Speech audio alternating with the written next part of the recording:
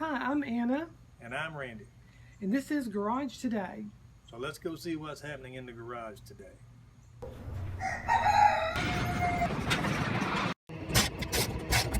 Alright, well in the garage today we're going to install carpet in a 1974 AMC Gremlin. This Gremlin is a tribute car to my first car, which was a Gremlin X. This one was a base model, but I've added the X trim to it. I'm going to be adding the stripes on another video, so stay tuned for that. I'll be doing the side stripes. Some people call them the hockey stick. But have not done any really much in the way of interior on this car. I did install the white panel on the back along with the pinstripe. And we've done some work to the engine.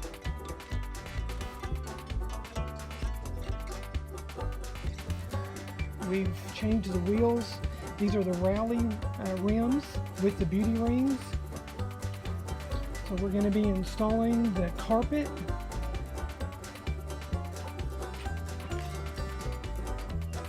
So let's look on the inside a little bit and see what we're going to be doing on the inside. This car originally came with a vinyl interior, so it's got vinyl sheeting. It was a base model, and the sitting in the carpet today. We will be starting with the right front passenger seat. There are 6 bolts in the seat altogether. All 6 are welded to the frame, so the nuts are on the bottom. There is 1 bolt on each side in front and 2 bolts on each side in the back.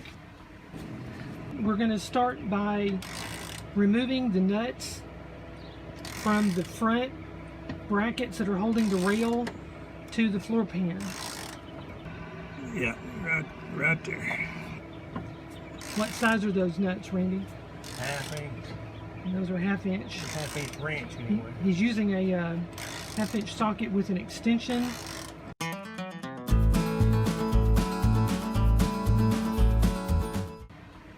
While Randy removes the seats, I'm going to remove the aluminum trim on the rocker panels, and then I'm going to leave the plastic trim in place, and now the vinyl is released along the edge. Okay, next we're going to remove the nuts at the back of the seat. There are 2 bolts on each side. So you can see where these are in relation to the seats. Alright, hopefully we saved all 4 bolts on the back, so that's good. Didn't have any of them to break. Okay, so Randy has removed all of the bolts from the passenger seat. Now he's going to lift it out.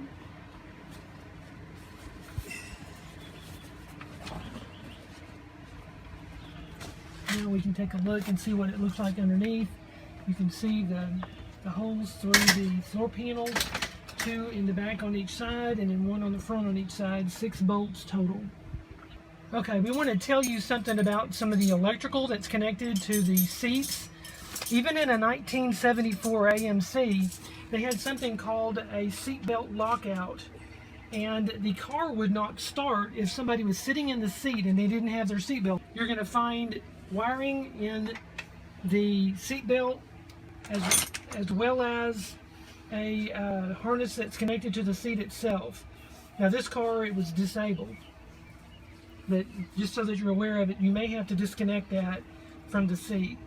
So this is what the bottom of the seat looks like. You can see the 2 bolts on the back and then the bolt on the front on each side.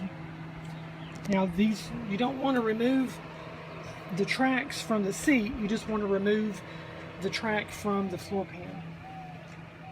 Okay, I've removed the screws and now I'm ready to remove this piece. And again, there's the plastic trim. And I've got some cleanup to do.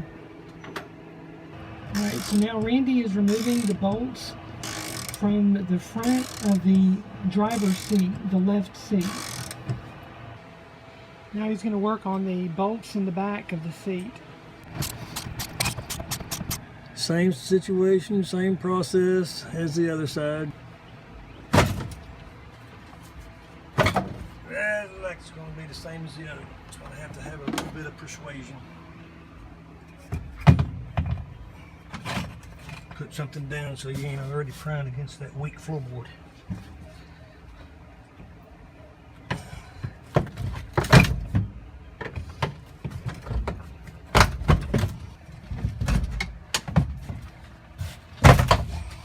Alright, that's one side up.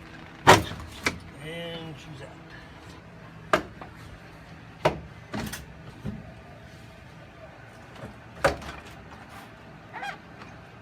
Alright, so this is what we found under the driver's seat. My Gremlin looked very strange without the seats in it. Okay, so the next step is to remove the back seat. To remove the back seat, there are 2 screws located above the lumbar support. These are 3/8" hex head screws. There's 2 of them. Got another one that side to do as well.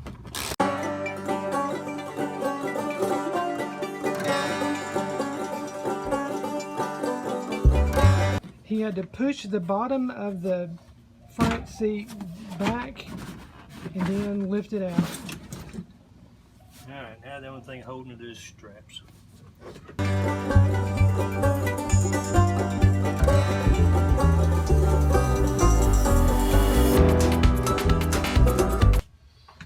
that's those little clips, you had to push it back. And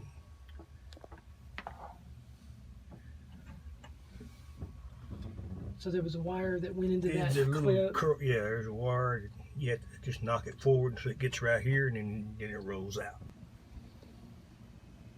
These are the wires that went into the clips. Okay, next we're going to remove the seat belts. And you said it's a T50? Mm-hmm. Torque head. Alright, we removed the seat belt. So there's a screw on each side of this raised section of the floor that has to be removed. Okay, and there are 2 more screws. One closest to the door and another one on the other side. Okay, next we need to remove the side panels. One behind the door and then one in front of the door on each side.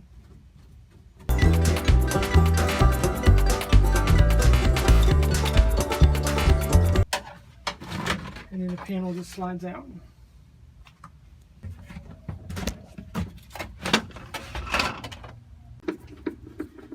Okay, now we're removing the front side panels.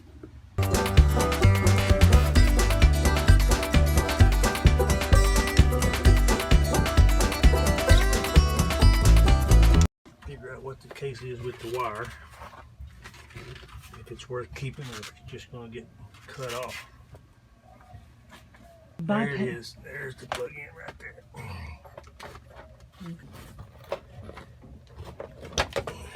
Alright, release them. There. Okay. Alright, now we're ready to remove the vinyl at the front seats. And there are some clips. They beat that insulation up. That really needs to be replaced.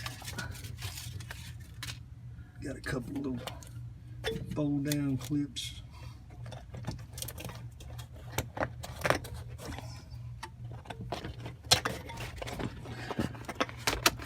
Looks like there's another one. Nope. It's the dimmer switch. Tell that to your 15-year-old. Yep, we just had the dimmer switches on the floor. You had to push it with your left foot. Looks like it's just going to roll out from here.